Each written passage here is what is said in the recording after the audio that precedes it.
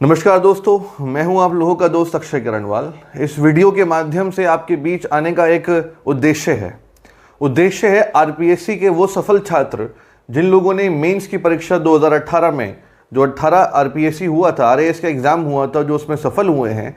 सबसे पहले तो मैं उन सारे विद्यार्थियों को बधाई देना चाहता हूं, शुभकामनाएं देना चाहता हूं, अपना आशीर्वाद देना चाहता हूं कि वो इंटरव्यू में भी सफल हों।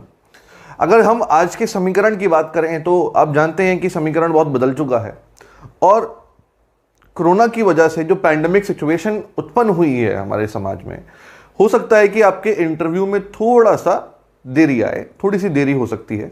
लेकिन मेरा ऐसा मानना है कि शायद 2 से ढाई महीने में आपके इंटरव्यू की डेट आनी शुरू हो जाएंगी। अगर मैं 2 से ढाई महीने की बात कर रहा हूं तो आपके पास ये 2 से ढाई महीने हैं और इस 2 से ढाई महीनों के अंदर में बात करें तो आप अपना पूरा 100% झोंक दें, ताकि आप जिस स्टेज पर मेहनत करके अपना परिश्रम दिखाकर यहां तक पहुंचे हैं, आगे भी एक छोटे से एक पड़ाव की वजह से आप असफल ना हो। मानता हूं कि काफ़ी बच्चे ऐसे होंगे जो असफल होंगे इस चीज़ के अंदर, काफ़ी बच्चे होंगे जो प्रशासनिक सेवाओं में जाएंगे। तो जो मेंस की परीक्षा में भी असफल बच्चे हुए हैं, जो मेरे विद्यार्थी, जो मेरे दोस्त और जो मेरे छोटे भाई हैं, बहन हैं, वो सारे के सारे निराश ना हो। सबसे पहले हमें ध्यान रखना है एक चीज़ में, क्या कि असफलता जो हमें हासिल हुई है ना, उसकी सबसे पहले उसकी समीक्षा कीजिए, उसका एनालिसिस कीजिए कि आपकी मेहनत में, आपके परिश्रम में कहाँ कमी रह गई है। वो कमी को ढूंढें, उस पर काम करें और फिर अगली एक चांस की तरफ मोटिवेट होकर आप आगे बढ़ें। तो निराश होने की आवश्यकता नहीं है। काफ़ी बच्चे ऐसे हैं जो बहुत होनहार थे, काबिल थे, डिजर्विंग थे, वो मेंस में कुछ चीज़ों से रह गए हैं। बार बार संपर्क कर रहे हैं मुझसे, सर मैं क्या करूं, मेरा मनोबल गिर रहा है, मेरा कॉन्फिडेंस लूज हो रहा है, सर अब मैं अकेला हो गया हूं, मैं भविष्य में क्या करूंगा। तो मेरे बच्चे, बिल्कुल मायूस होने की आवश्यकता नहीं है। जीवन में मौके आपको बार बार मिलेंगे। ऐसा नहीं है, ये बहुत जाहिल व्यक्ति ने कहा है कि जीवन में मौका सिर्फ एक बार मिलता है। मौके आपको बार बार मिलते हैं, आपकी गेट पर खटखटाते हैं मौके, बस आपको उठ के दरवाजा खोलने की देर है, आपको मौका ढूंढने की देर है। मौके आपको हर मोड़ पर, लाइफ के हर घड़ी पर आपको मिलेंगे जरूर मौके। तो ये मौका उन बच्चों के लिए भी है जो आरएएस की मेंस की परीक्षा में सफल हुए हैं। तो अब आपके पास एक मौका है कि आप अपने सपनों को साकार कर सकते हैं। अब यहां पर अगर मैं बात करता हूं सर इंटरव्यू की, तो सर इंटरव्यू का कितना महत्व है कि हम मेंस की परीक्षा में सफल हो चुके हैं, तो सर अब मेंस की परीक्षा के बाद जो ये इंटरव्यू का पड़ाव आता है, ये कितना महत्व रखता है कि जब हम अपने सपनों के इतने करीब हैं, तो क्या यहां से भी हम पीछे हट सकते हैं? बिल्कुल हट सकते हैं बच्चे। हल्की सी चूक, हल्की सी एक गलती, एक छोटी गलती भी आपको यहां से आपके सपनों के इतने करीब आने के बाद भी आपको पीछे धकेल सकती है। तो मैं वही चाहता हूं आप लोगों से, आपके बीच आने का आज जो मेरा कारण है, जो मेरा पर्पस है, वो यही है कि वो हल्की सी गलती, वो हल्की सी चूक आपसे ना हो जाए कि आप अपने सपनों के इतने नजदीक आने के बाद आपको पीछे जाना पड़े। क्योंकि यहां तक पहुंचने के बाद थोड़ी सी चोट दिल पे बहुत ज्यादा लगती है, मैं बिल्कुल मानता हूं, मेरी बात समझिएगा। अब हम आरपीएससी के इंटरव्यू के बारे में बात करते हैं। सर इंटरव्यू क्रैक करने का स्ट्रैटेजी क्या होती है, इंटरव्यू कैसे क्रैक करें, कैसे सवाल पूछे जाएंगे, सर कैसे क्वेश्चंस पूछते हैं इंटरव्यूअर। तो मैं आपको इस वीडियो में अपना कुछ अनुभव, अपने कुछ सफल विद्यार्थियों का, अपने सफल दोस्तों का अनुभव और कुछ ऐसे असफल जो मेरे विद्यार्थी हैं जो आरपीएससी के इंटरव्यू या यूपीएससी के या पीसीएस के इंटरव्यू तक पहुंचे हैं पर कुछ कारणों की वजह से असफल हुए हैं, तो उन जैसे विद्यार्थियों का अनुभव आपके लिए सबसे महत्वपूर्ण है, क्योंकि वो असफल हुए हैं। उन्हीं की गलतियों से आप सीखेंगे और उन्हीं गलतियों से सीखकर आप अपने अंदर वो बदलाव करेंगे, वो चेंजेस करेंगे, जिससे आप अपने सपनों तक पहुंच सकते हैं, अपने सपनों को साकार कर सकते हैं और आरपीएससी का इंटरव्यू क्रैक कर सकते हैं बच्चों। ठीक है, तो अब हम बात करते हैं कि सर आरपीएससी के इंटरव्यू का महत्व क्या है। बेटा देखो, बहुत ध्यान से समझना, आरपीएससी का इंटरव्यू यूपीएससी के इंटरव्यू से थोड़ा सा मैं कहूं कि कम महत्व रखता है, क्योंकि यहां पर सिर्फ वो नंबर के हिसाब से देखा जाए तो बहुत कम है। लेकिन अगर मैं एक बात करता हूं कि अगर आपके मेंस में मार्क्स बहुत अच्छे हैं तो आपके लिए आरपीएससी के इंटरव्यू का महत्व थोड़ा कम है, लेकिन आपकी पोजीशन, आपकी रैंक यहां पर थोड़ी सी इफेक्ट हो सकती है अगर आपका इंटरव्यू हल्का सा डगमगाया गया। लेकिन अगर मान लीजिए कि मेंस में आपके मार्क्स कम रह गए हैं, तो आप कुछ कोशिश करके, कुछ ऐसी कोशिश, एक्स्ट्रा ऑर्डिनरी कुछ कोशिश करके इंटरव्यू में कुछ ऐसा करके या फिर ऐसा इंटरव्यू देकर आप अपने मार्क्स को जो मेंस में कम रह गए हैं उसको कवर कर सकते हैं। तो 10-20 नंबरों का देखो बच्चे यहाँ पर फेल हो सकता है। 10-20 नंबर बहुत होते हैं। जब भी हम स्टेट पीसीएस या यूपीएससी की बात करते हैं तो 10-20 नंबर पर बच्चे सिलेक्शन होता भी है, सिलेक्शन रुक भी जाता है, और इवन आपकी जो मनचाही रैंक है, जो आपकी मनचाही पोस्ट है, वो आपको प्राप्त हो सकती है। तो मेरी बात को बहुत ध्यान से समझेंगे, गंभीरता से लेंगे इस बात को कि इंटरव्यू को बिल्कुल भी हल्के में ना लें। ठीक है, बहुत गंभीर विषय है और बहुत ज्यादा आप लोगों को इस पे मेहनत करने की आवश्यकता है।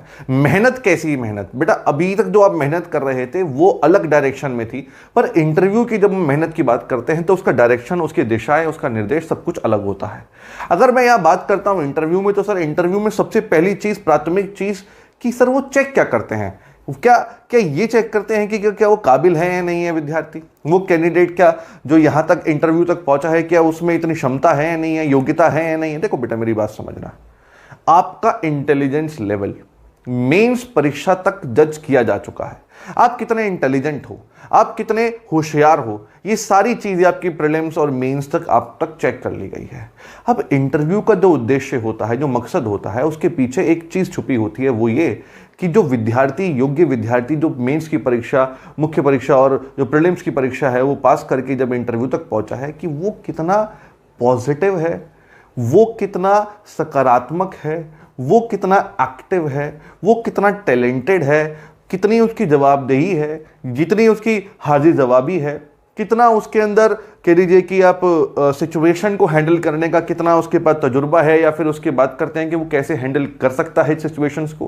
प्रशासनिक सेवाओं में जा रहा है तो भैया प्रशासन आप लोगों के अंदर काम करेगा, प्रशासन में आप काम करेंगे तो काफ़ी ऐसी दबाव हैं, काफ़ी ऐसी चीज़ें हैं जो आप लोगों को झेलनी पड़ेंगी कि क्या आप उतने योग्य हैं कि वो सारे दबाव, वो सारे पॉलिटिकल प्रेशर आप झेल सकते हैं। आप कितने स्मार्ट हैं, आप कितने, ये कह दीजिए कि आप कितने इंटेलिजेंट हैं, ये चेक हो चुका। अब आप कितने स्मार्ट हैं, कितनी आप चीज़ों को सकारात्मक रूप से लेते हैं, हैंडल करते हैं सिचुएशंस को, ये सारी चीज़ें आपकी यहाँ चेक होती हैं। आप अपने अनुभव से अगर मैं बात करूं, जितना आपका शिक्षक अनुभव अब तक है, जो आप एज अ स्टूडेंट आप लोग कर चुके हैं, उस सब का निचोड़ आपको यहाँ देना है इंटरव्यू के अंदर। ठीक है ना, आपसे कुछ भी ऐसे क्वेश्चन नहीं पूछे जाएंगे, ठीक है ना, कुछ भी ऐसे क्वेश्चन नहीं पूछे जाएंगे जो आपकी क्षमता से बाहर हो। मेरी बात समझिएगा। इंटरव्यूअर को यहां पर एक चीज ध्यान में रखें कि उनके पहले स्टेट ऑफ माइंड को समझें। इंटरव्यूअर इंटरव्यू क्यों ले रहा है? इंटरव्यूअर इंटरव्यू ले रहा है इसलिए कि आपकी ऊर्जा को और आपकी जो क्षमता है उसको प्रशासनिक सेवाओं में इस्तेमाल किया जा सके। उसमें आप में कितनी योग्यता है, किस तरीके से आप देश के अंदर, राज्य के अंदर, सरकार में, प्रशासन में आप अपना योगदान दे सकते हैं, किस जगह में आप योगदान दे सकते हैं, ये सारी चीज़ें चेक की जाती हैं। तो मेरा सबसे पहला जो पर्पज़ है आप लोगों को बताने का वो ये है कि आप ज़्यादा भ्रमित ना हो। इस समय इंटरव्यू की तैयारी करने के लिए किताबों मत पढ़ें। वो मुख्य परीक्षा तक आपने पढ़ ली, वो पढ़ ली। अब आप जो हैं आप वो रहिए। जी हाँ, सच्चाई बहुत जरूरी है इंटरव्यू में। अगर आप झूठ का सहारा लेते हैं, अगर मैं एक इंटरव्यूअर हूं और आप एक इंटरव्यू देने एक विद्यार्थी हैं, आए हैं, कैंडिडेट आए हैं, मेरे सामने बैठे हैं, और मैं आपसे कुछ क्वेश्चन पूछता हूं, आप ओवर एक्टिंग कर रहे हैं, ओवर स्मार्ट बनने की कोशिश कर रहे हैं, मैं सवाल कुछ पूछ रहा हूं, आप जवाब कुछ दे रहे हैं, आपकी योग्यता आप अच्छी तरह जानते हैं, पर उन्हीं योग्यताओं को बार बार बखान कर रहे हैं अपने शब्दों में, अपने कन्वर्सेशन में, तो मेरा जो इंप्रेशन है, जो मैं चाहता हूं, जो आप में होना चाहिए वो आप में नहीं है। ठीक है ना। तो यहां पर अगर हम स्ट्रैटेजी की बात करते हैं तो इंटरव्यू की स्ट्रैटेजी की कुछ भूमिकाएं हैं। सबसे पहले देखिएगा, एक तो मैं राजस्थान में रहा हूं, काफ़ी रहा हूं, जयपुर में मेरा बहुत समय बीता है। बहुत बच्चे ऐसे हैं जो पिछले 8-10 सालों में मैंने पढ़ाए हैं, काफ़ी ऐसे हैं जो सफल हैं, काफ़ी ऐसे हैं जो प्रयास कर रहे हैं अब भी। तो मैंने एक चीज़ देखी है कि जो राजस्थान में काफ़ी इंटीरियर और ग्रामीणीय क्षेत्र से जो बच्चा आता है ना, उसकी कम्युनिकेशन स्किल्स में काफ़ी कमी देखने को मिली है। कम्युनिकेशन स्किल्स की बात करता हूँ अगर मैं, सीकर का, भरतपुर का, जो ये ऐसा एरिया है जो हरियाणा से और यूपी से टच है, उनकी भाषा शैली में, उनकी जो कन्वर्सेशन है, जो उनका जो एक्सेंट है, उसमें बड़ा खड़ापन रहता है, जिसकी वजह से वो रूड और थोड़े एरोगेंट लगते हैं। ठीक है ना। तो रूड और एरोगेंस आपके अंदर बिल्कुल नहीं झलकना चाहिए। सबसे जरूरी चीज जो आपके इंटरव्यू में है वो आपकी बॉडी लैंग्वेज और आपकी स्पोकन लैंग्वेज है। ठीक है बच्चे। तो जब भी आप अपना इंटरव्यू की प्रिपरेशन करते हैं तो सबसे पहली चीज़ पर आप काम करना शुरू करेंगे, किस चीज़ पर? अपनी बॉडी लैंग्वेज पर। आप कैसे उठ रहे हैं, आप कैसे बैठ रहे हैं, आप कैसे बात कर रहे हैं, आपकी एटिकेट्स कैसे हैं, ठीक है ना। जिस तरीके से भी आप अभी अपना जीवन बिता रहे हैं, बिल्कुल मैं मानता हूं कि आप अपने परिवार, अपने दोस्तों के साथ जैसे रहते हैं, यहां थोड़ा सा ऐसे नहीं रहना है। थोड़ा पोलाइट, थोड़ा सा डाउन टू अर्थ, थोड़ा सा ऐसा आपके अंदर इनोसेंस झलकनी चाहिए। गेट खोलने का तरीका, बैठने का तरीका, बात करने का तरीका, बॉडी पोस्चर, आप लोगों का पहनने का तरीका, आप जैसे कपड़े पहनते हैं उसको अच्छी तरह से कैरी करें। अच्छी मैचिंग, आप शर्ट पैंट आप पहन के जा रहे हैं तो उसको मैचिंग अच्छी तरीके से करें। इस तरह का सिचुएशन और इस तरह की जो चीज़ें हैं वो बहुत ज़रूरी हैं, क्योंकि ये इंप्रेशन डालता है सबसे पहले।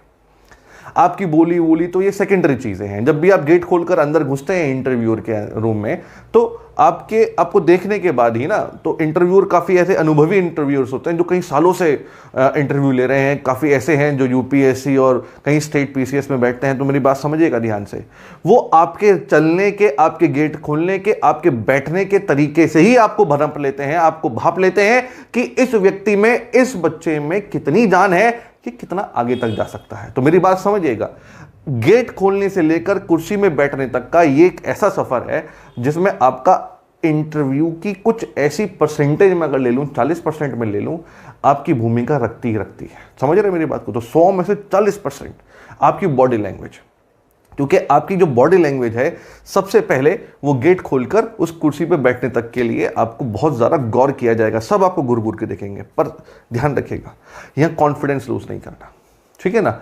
ये इंटरव्यूअर कोई जानवर नहीं है, खा नहीं जाएंगे आपको। हाँ, प्रेशर रहता है हमारे ऊपर। मैं बिल्कुल मानता हूं कि हमारे ऊपर इतना प्रेशर रहता है कि हमारे जीवन में सफल असफलता, मरने जीने की एक बात है। एक जीवन में एक बहुत बड़ा सपना आप देख रहे हैं, उसके बहुत करीब हैं, बहुत नज़दीक हैं, वो पूरा होगा नहीं होगा, इतना प्रेशर आपके ऊपर होता है। बस वो प्रेशर हटा दीजिए। सबसे पहले तो फ्री माइंड आप इंटरव्यूअर के सामने बैठेंगे। ये फ्री माइंड कैसे बैठेंगे, और सर ये फ्री माइंड कैसे हो सकता हूं? तो बच्चे आप ध्यान रखें, दिन में कुछ समय आप अपने साथ जरूर बिताएं।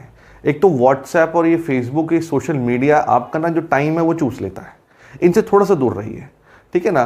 सोशल इश्यूज के ऊपर थोड़े से अपडेटेड रहिए ज़रूर, पर हाँ कुछ समय अपने साथ बिताइए, थोड़ा ध्यान लगाइए, थोड़ा मेडिटेशन कीजिए, अपनी बॉडी को, अपने माइंड को थोड़ा रिलैक्स कीजिए। जब आप रिलैक्स करेंगे अपने माइंड को, अपनी बॉडी को, तो आप बहुत अच्छा परफॉर्म कर सकते हो। आपकी योग्यता और निखर कर सामने आएगी, ठीक है बच्चे। तो सबसे पहली चीज़ हम लोगों ने क्या समझी, किसी भी इंटरव्यू को या आरएएस के इंटरव्यू को क्रैक करने के लिए सबसे इंपॉर्टेंट चीज़ है आपकी बॉडी लैंग्वेज।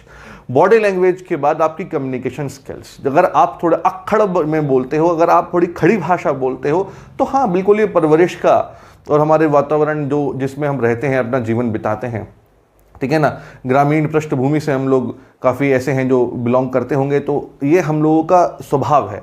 तो उस स्वभाव में थोड़ा सा परिवर्तन करते हैं, तो थोड़ी सी चेंजेस करते हैं, तो थोड़ी समस्या आती है। पर आपके पास अभी 2 से ढाई महीने हैं।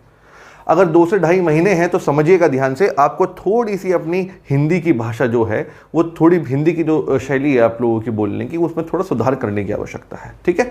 तो आप थोड़ा पोलाइटनेस, अपने अंदर इनोसेंस लेकर आएंगे। किसी से भी बात कर रहे हैं तो उससे अच्छी तरीके से बात करेंगे। अक्खड़ वे में, लड़ने के वे में आप बात नहीं करेंगे। जैसे अपने मम्मी पापा से, आप किसी से भी, छोटे भाई बहन से, या फिर किसी भी दोस्त से, आप किसी भी व्यक्ति से आप वार्तालाप करते हैं तो बहुत लोकल लैंग्वेज में आप करते हैं। थोड़ा सा आप उसके अंदर चेंजेस लाएंगे, पोलाइटनेस और इनोसेंस, ठीक है बच्चे। तो पहली चीज बॉडी लैंग्वेज, दूसरी चीज कम्युनिकेशन, और तीसरी चीज आपकी पोलाइटनेस और इनोसेंस। अब इसके बाद अगर मैं बात करता हूं आगे, तो आप एक इंटरव्यूअर के सामने बैठे हैं, तो एक बात अपने जहन में बसा लें। क्या बसा लें? आपको सिर्फ एक ही चीज बोलनी है, वो है सच। झूठ नहीं बोलना। समझना बात को ध्यान से, झूठ कतई नहीं बोलना है। क्यों नहीं बोलना है? क्योंकि जो बच्चे ये इंटरव्यूअर बैठे हैं ना, ये बहुत अनुभवी हैं। आप जैसे पता नहीं कितनों का इंटरव्यू ले चुके हैं, और आने वाले समय पता नहीं कितनों के इंटरव्यू लेंगे। तो कितने बच्चे ऐसे हैं, कितने विद्यार्थी ऐसे हैं, कितने एस्पिरेंट्स ऐसे हैं जो इनके सामने बैठे हैं, झूठ बोलते हैं, सच बोलते हैं। काफ़ी वार्तालाप के साथ, काफ़ी बातचीत के साथ ये उन बच्चों को भाप लेते हैं कि कौन सच्चा है, कौन झूठा है। तो कोई बनावट ही ना हो, बनावटपन ना हो आपके अंदर, किसी भी प्रकार का झूठ ना हो, फरेब ना हो, छल ना हो, ठीक है ना। अगर वो कोई प्रश्न पूछ रहे हैं, कोई क्वेश्चन आपसे पूछ रहे हैं, तो उस क्वेश्चन का उत्तर आपको आता है तो आता है, बहुत अच्छी बात है, आप दीजिए। अगर नहीं आता है तो आपको घुमाने की कोई जरूरत नहीं है। और सुनिएगा ध्यान से, वो इंटरव्यूअर आपको बहुत कंफर्टेबल करने के लिए कुछ हंसी मजाक भी कर सकते हैं। मैं आपको एक उदाहरण देता हूं आपको। मेरा एक इंटरव्यू था यूपीएससी का 2011-12 में। तो मैं बड़ा घबराया हुआ था, पतला सा हुआ करता था, बिल्कुल एकदम कह लीजिए कि एकदम सीख सिलाई सा। अब तो काफ़ी तंदुरुस्त और काफ़ी मोटा हो गया हूँ। तो जो कपड़े कैरी कर रहा था थोड़े से कंफर्टेबल नहीं थे, पहली बार पैंट शर्ट टाई वगैरह पहनी थी, और ऊपर से इतना प्रेशर था यार, यूपीएससी का इंटरव्यू मैं देने जा रहा हूँ। तो इतना नर्वस था मैं, अंदर से इतना नर्वस था कि जैसे मैंने गेट खोला तो मेरी जो फाइल थी वो मुझे हाथ से गिर गई जी। अब जैसे ही गिरी और मैं इतना मतलब और ऊपर से मेरा इंप्रेशन डाउन हो गया। तो इसी चीज़ में मैं थोड़ा सा डगमगा गया। पर वो इंटरव्यू इतने अच्छे थे, उन लोगों ने, उनको पता होता है, देखो बच्चे ध्यान रखिएगा, पहले वो भी इसी दौर से गुजरे हैं, तो उन सबको पता होता है कि कितना नर्वसनेस, कितना प्रेशर, कितना बच्चा प्रेशर में होता है उस समय जब वो इंटरव्यू रूम में जाता है। और उसके बाद जब आप वेट कर रहे होते हो काफ़ी समय से, आपके इंटरव्यू की इंतजार कर रहे होते हो, काफ़ी चेहरे उतरते हुए खिलते हुए आपके सामने निकल रहे होते हैं, तो आपके अंदर जो होता है ना, एक कभी ऐसा समय आता है कि जब हमारा कुछ ऐसा मूवमेंट आने वाला होता है, मन में कुछ कुछ गुलगुली सी होती रहती है, तो वो सब चल रही होती है जब आप इंटरव्यू में घुसते हैं ना।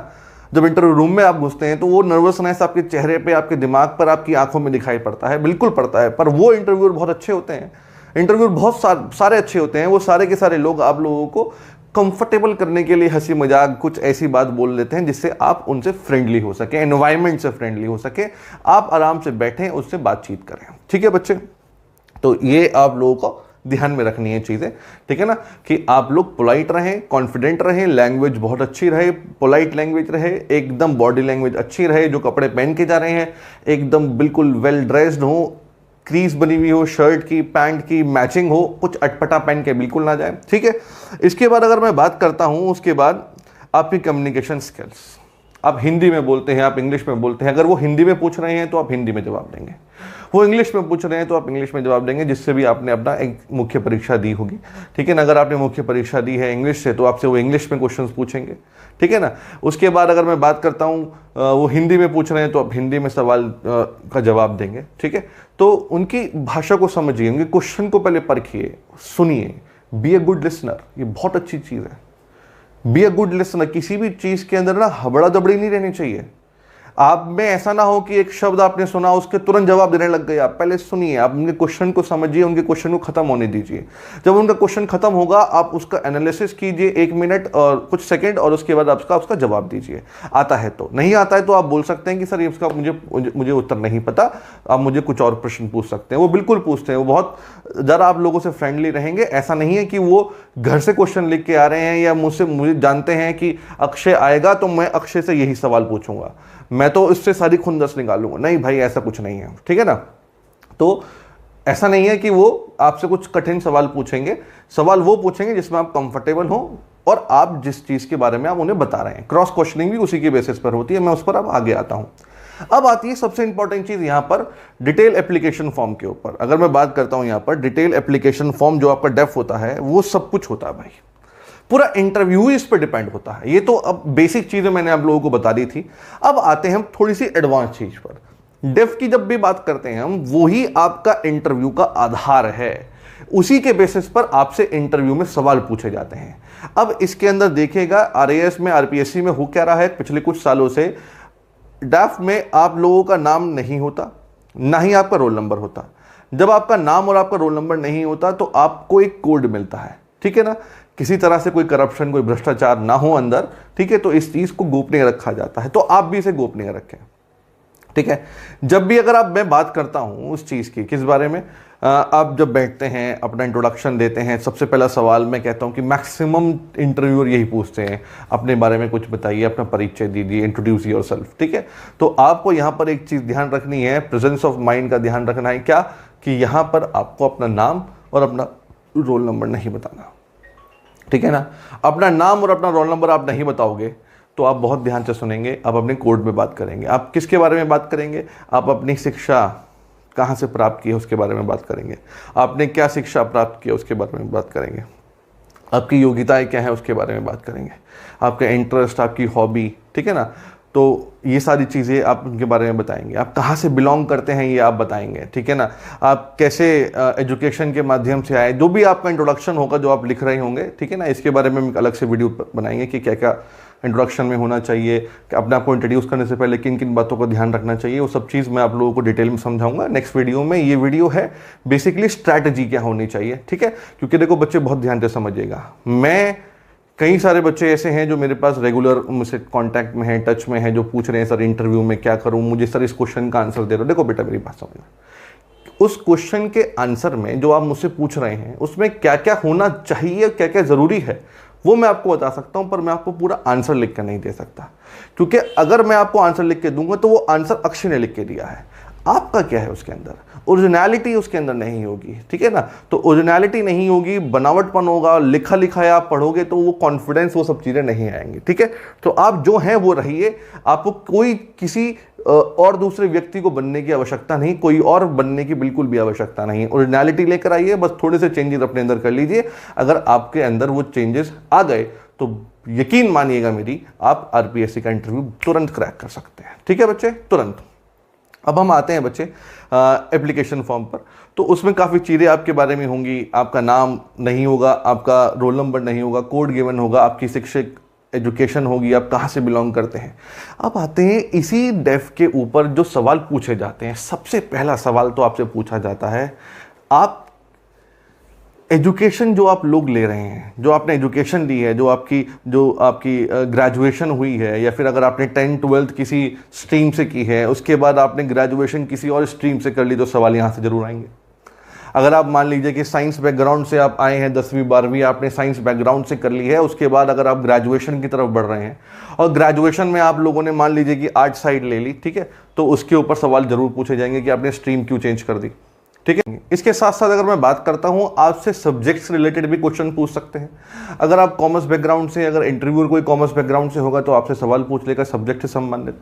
अगर आप इंजीनियरिंग या साइंस बैकग्राउंड से हैं तो आपसे साइंस बैकग्राउंड की आपसे क्वेश्चन पूछे जा सकते हैं। लेटेस्ट जो चीज़ें चल रही हैं साइंस में, साइंस एंड टेक्नोलॉजी में, ऐसे सवाल पूछे जा सकते हैं, ठीक है।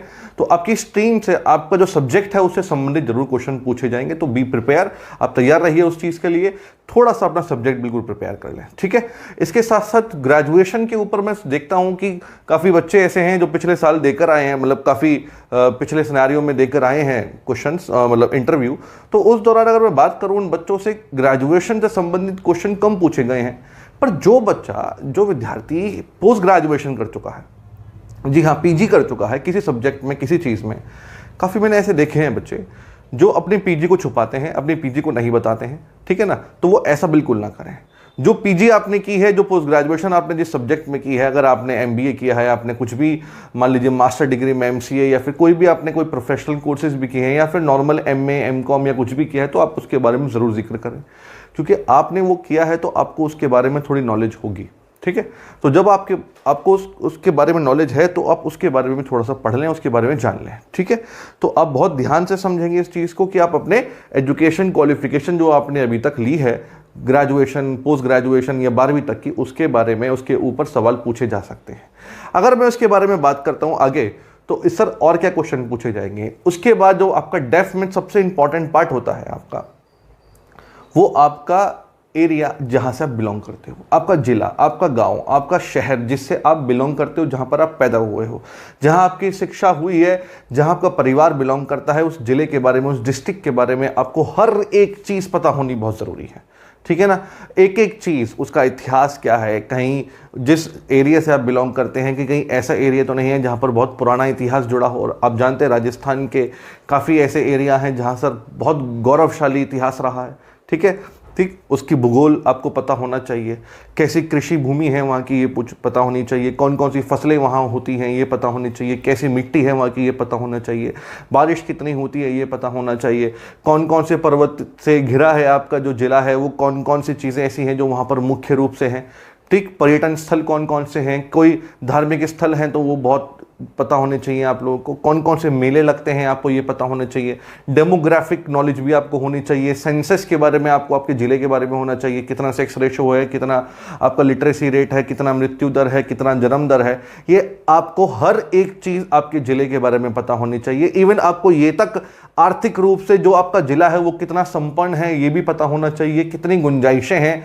ये पता होना चाहिए, कौन कौन से उद्योग, कौन कौन से व्यापार वहाँ हैं जो इस समय चल रहे हैं ये पता होना चाहिए। ठीक है, इसके साथ साथ जो नदियां वहां से बह रही हैं ये पता होना चाहिए, और जो सामाजिक समस्याएं आप लोगों का जो जिला देख रहा है, समझ रहा है, या फिर जो जूझ रहा है जिन समस्याओं से, वो पता होनी चाहिए। आप लोगों को पता है कि राजस्थान में ग्रामीणीय क्षेत्र में काफ़ी ऐसी सामाजिक समस्याएं हैं, आर्थिक समस्याएं हैं, जो काफ़ी एरियाज ऐसे हैं जो जिससे जूझ रहे हैं। तो वो समस्याएं क्या हैं, उनका निवारण कैसे हो सकता है, ये समझिएगा, ये ध्यान दीजिएगा। इसके साथ साथ जो शिक्षा से संबंधित जो समस्या है वहाँ पर ये भी ध्यान देंगे इस बात के ऊपर। ठीक है ना, तो कैसे वहाँ शिक्षा में सुधार किया जा सकता है, किस तरीके से वहाँ पर हम चेंजेस कर सकते हैं, जो समस्याओं से वो जिला जूझ रहा है, जो आपका जिला जूझ रहा है। इन जिले के अंदर आपको अगर एक अफसर के रूप में भेजा जाए, एक ऑफिसर के रूप में भेजा जाए, तो आप किस तरीके से आप स्ट्रैटेजीज अपनाएंगे, उन समस्याओं से उस जिले को, उस डिस्ट्रिक्ट को आप बाहर निकालेंगे। तो ये सारी चीज़ें आपको पता होनी चाहिए। कौन कौन से मेले आप लोगों के ज़िले में लगते हैं, कौन कौन से त्यौहार हैं जिनका बहुत महत्व है आपके ज़िले में, काफ़ी होता है। ठीक है ना, काफ़ी चीज़ें ऐसी हैं जो आपको आपके ज़िले के बारे में पता होनी चाहिए। मतलब आपको इवन सब चीज़ें पता होनी चाहिए कि आपका ज़िला किसी राज्य सीमा में तो नहीं है, किसी और राज्य की सीमा में अगर आपका ज़िला लगता है तो किस राज्य की सीमा में लगता है, कौन कौन से राज्य आपके ज़िले से सीमाएं छूते हैं। तो जो दूसरे राज्य का जो बॉर्डर आपके ज़िले से छूता है, तो उस राज्य के कौन से जिले से आपकी सीमाएं छुई जाती हैं। ठीक है ना, तो ये सारी चीज़ें आप लोगों को पता होनी चाहिए। इंटरनेशनल बॉर्डर तो नहीं छूता है, आपको पता है राजस्थान में काफ़ी ऐसे एरियाज़ हैं जहाँ पे इंटरनेशनल बॉर्डर लगता है पाकिस्तान का। ठीक है, तो आपको पता होना चाहिए कि कितना एरिया है, कितना भूगोल है आपका, कितना बड़ा जिला है, आपके एसपी कौन है, डीएसपी कौन है, आपके यहाँ डीएम कौन है, प्रशासनिक सेवाओं में कौन कौन है, कितने थाने हैं, कितने पोस्ट ऑफिस हैं, ये सारी चीज़ें आपको पता होनी चाहिए अपने ज़िले के बारे में। ठीक है बच्चे, तो ये सारी चीज़ें आप लोग अपने ज़िले के बारे में समझेंगे, पढ़ेंगे, हर चीज़ आप देखेंगे, कौन सा मेला वहाँ प्रमुख है, इतिहास, गौरवशाली इतिहास है तो बहुत ध्यान से पढ़ेंगे उसके बारे में, एक एक चीज़ के बारे में उसको समझेंगे, क्योंकि ज़िले से संबंधित क्वेश्चन बहुत पूछे जाते हैं।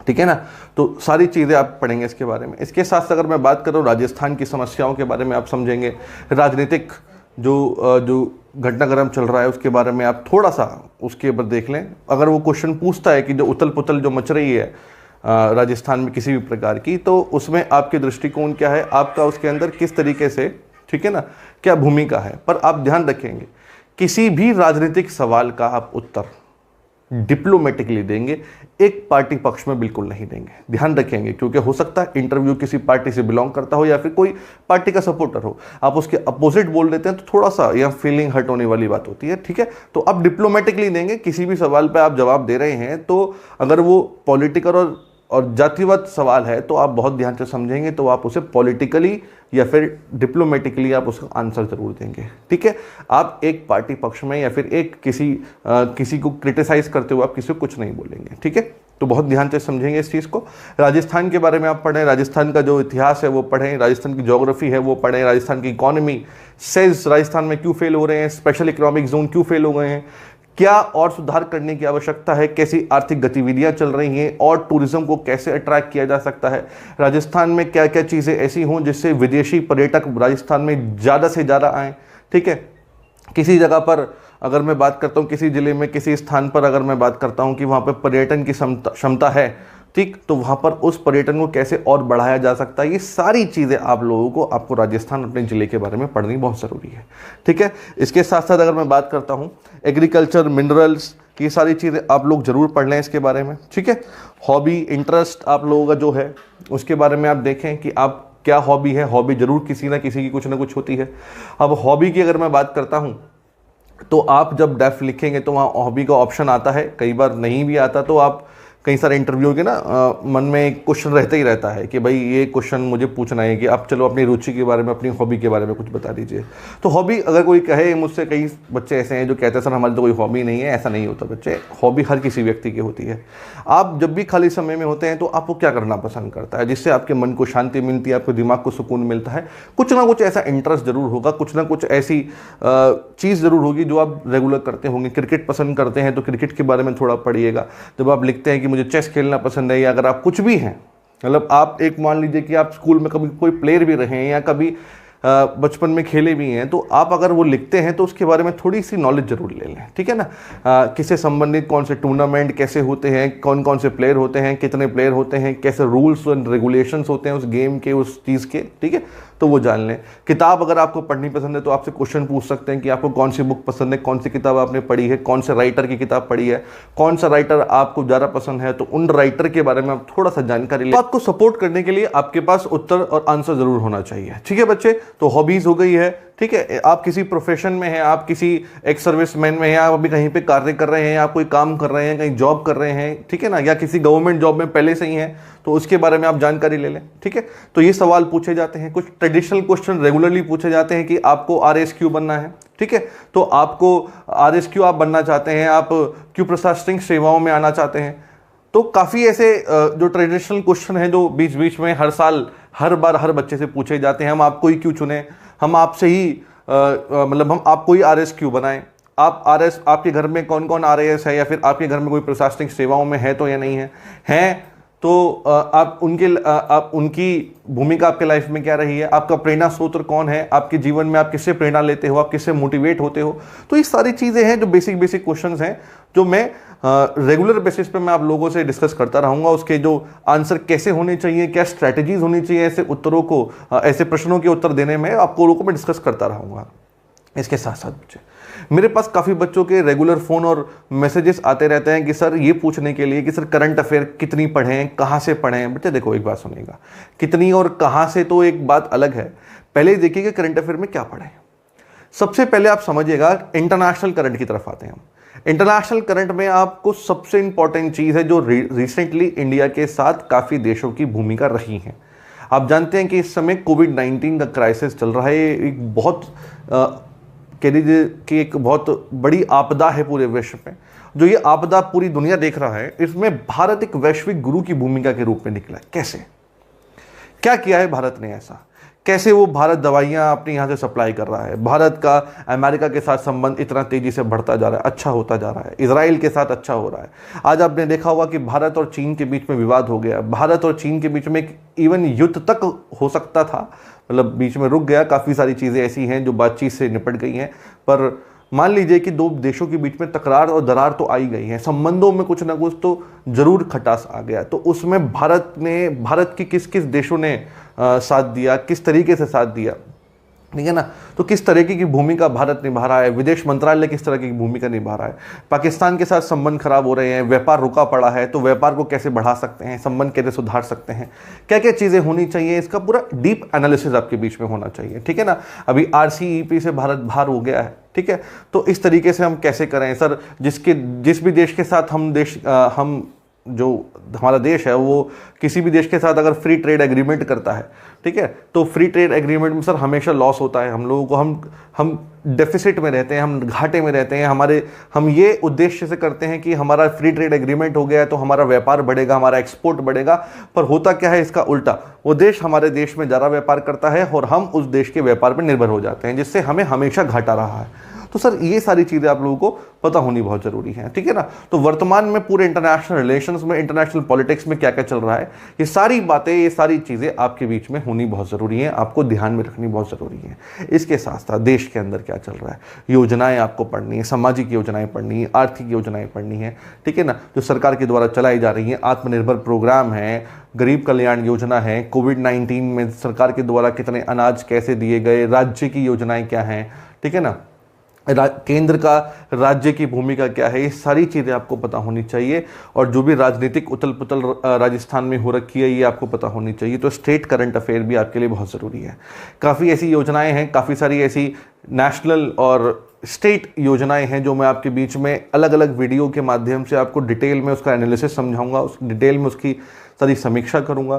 क्योंकि बच्चे देखो क्या है कि मैं आपको एक पॉइंट ऑफ व्यू दे सकता हूं, ठीक है ना। आप एक पॉइंट ऑफ व्यू प्राप्त कर लेंगे तो आप अपना थोड़ा सा उसके अंदर अपनी अकल लगाकर, थोड़ी सी अपने अंदर नॉलेज लगाकर उसको बहुत अच्छी तरह से पेश कर सकते हैं इंटरव्यूअर के सामने, ठीक है ना। तो ओरिजिनलिटी आपकी मिस नहीं होनी चाहिए। तो ओरिजिनलिटी के लिए आपको अपनी खुद की समीक्षा भी करनी बहुत ज़रूरी है। तो इसी तरीके से अगर मैं बात करूं तो बहुत ध्यान से सुनेंगे इस बात को कि इंटरव्यूअर होते हैं ना, वो इंटरव्यू से कुछ समय पहले तक अपने मन में कुछ क्वेश्चंस बनाने शुरू कर देते हैं। अब वो जो क्वेश्चंस बनाते हैं ना, तो वो कैसे बनाते हैं? जो उनके आसपास हो रहा है, जो पूरे देश में, पूरे नेशनल में, जो सुर्खियों में है बहुत ज़्यादा। जब भी ऐसी चीज़ें ज़रा सुर्खियों में, सब चीज़ें ऐसी हैं, तो वो उनके दिमाग में ज़्यादा रहती हैं, ज़्यादा फिट रहती हैं। तो आप न्यूज़पेपर डेली पढ़ते रहिए। इंटरव्यू से जब आपकी डेट आ जाए, कुछ भी हो जाए, तो उससे कुछ समय तक तो आप बिल्कुल, महीने भर तक तो आप इंटरव्यू की तैयारी कर रहे हैं ना, तो आप अगर जिस दिन आपकी डेट आ जाए तो उससे एक महीने पहले तक का आपके पास न्यूज़पेपर आपके दिमाग में छपा होना चाहिए, छोटी से छोटी खबर भी, क्योंकि जो इंटरव्यूअर हैं वो भी न्यूज़पेपर पढ़ रहे हैं। तो वो न्यूज़पेपर में से काफ़ी क्वेश्चंस ऐसे हैं जो उनके दिमाग में बस जाते हैं और सोचते हैं कि यार मैं ये सवाल अपने किसी इंटरव्यूअर से जरूर पूछूंगा। तो इस तरह का जो समीकरण बन रहा है ना, तो ध्यान से समझेंगे इस चीज़ को, आप भी इसी पैटर्न से चलेंगे। ठीक है, तो इस वीडियो में जो मैंने आपको जो बातें बताई हैं, काफ़ी बच्चे ऐसे होंगे जो काफ़ी चीज़ें ऐसी हैं जो जानते भी होंगे, पर काफ़ी ऐसी चीज़ें होती हैं जो बच्चे हम जानते भी हैं पर तब भी नहीं कर पाते, क्योंकि कोई ऐसा व्यक्ति चाहिए होता है जो हमारा मार्गदर्शन करे। ठीक है, तो मैं आपका बड़े भाई की तरह, ठीक, तो आप लोगों को अगर कोई भी समस्या आती है, कोई भी परेशानी आती है, मैं आपके समक्ष हूँ, आपके साथ हूँ। आप किसी भी तरह की कोई प्रॉब्लम में हो, कोई आप चाहते हैं कि सर कि क्वेश्चन फंस रहा है, सर इसका इंटरव्यू में क्वेश्चन कैसे हो सकता है, मान लीजिए कि आपकी ग्रेजुएशन में या फिर 12th के बाद या ग्रेजुएशन में कोई गैप आ गया, तो उस गैप को कैसे फिल किया जाए, क्या बोलूँ, ये बात समझिएगा। ग्रेजुएशन करने के बाद और आज तक सर मेरे 5 साल 6 साल का सर गैप आ रहा है, सर उस गैप को क्या बोलूं, क्या उसका उत्तर होना चाहिए। देखो, मुझे नहीं पता कि आपका क्या उत्तर होना चाहिए, मैं सिर्फ इतना बता सकता हूं कि क्या क्या आपको बोलना चाहिए। उस बोल को, उस शब्दों को अगर आप अपने शब्दों में पिरोएंगे, उन कथनों को आप अपने शब्दों में पिरोएंगे, तो वो ओरिजिनलिटी के रूप में झलकेंगे, वो ज़्यादा इफेक्टिव होंगे। जो मैं आपको जो आपको मैं लिखा पिका आपको पूरा आंसर दे दूंगा, वो बहुत खराब लगेगा आपको, और मैं कितने को दूंगा क्या पता वो सेम ही हो जाए। जब वो सेम होगा तो बड़ी समस्या आ जाएगी, समझ रहे ना। तो वो प्रॉब्लम क्रिएट ना हो, वो एक बफर क्रिएट ना हो। तो इसलिए मैं आप लोगों को चाहता हूं कि आप अपनी ओरिजिनलिटी रखिए, थोड़ा सा काम रहिए, कॉन्फिडेंट रहिए, पोलाइट रहिए, किसी से झगड़े मत, अपने दिमाग को, अपनी बॉडी को शांत रहिए। बिल्कुल आप थोड़ा सा, जितनी परेशानियां अभी तक थी वो सही थी, सब समस्या दूर हो जाएंगी, क्योंकि आप अपने सपनों के बहुत नज़दीक हो, आप उस दहलीज पे खड़े हो जहाँ पर आपकी सारी समस्याओं का निवारण होना है। तो आप सारी चीज़ अपने दिमाग से हटाएं, अपने दिमाग को काम रखें, और मेरी इन वीडियो की सीरीज़ को आप देखें, क्योंकि मैं इन सब सीरीज़ में आपको बहुत अच्छे एनालिसिस दूंगा जो करंट सिनेरियो में, इकोनॉमी में हो रहे हैं। स्टेट में भी आप लोगों की जो इकोनॉमिक समस्याएं हैं, जो आर्थिक समस्याएं हैं, जो सरकार की योजनाएं चल रही हैं, इंडस्ट्री से संबंधित सेल्स फेल हो रहे हैं, ये सब फेल क्यों हो रहे हैं, इस सब चीज़ को लेकर मैं वहाँ पर एक पूरा का पूरा सीरीज़ लेकर आऊँगा।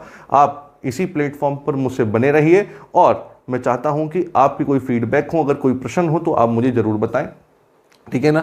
मैं आप लोगों को, आप मुझसे फेसबुक के माध्यम से या इंस्टाग्राम के माध्यम से जोड़ सकते हैं। मेरा नाम है अक्षय करणवाल दोस्तों। ठीक है, तो आप इंस्टाग्राम या फेसबुक के माध्यम से जाकर मुझसे मिल सकते हैं, मुझे मैसेज कर सकते हैं, मुझ तक आप कनेक्ट हो सकते हैं। शुक्रिया। अगर आपको कोई समस्या हो तो प्लीज़ मुझे कमेंट बॉक्स में ज़रूर बताएं। Thank you so much.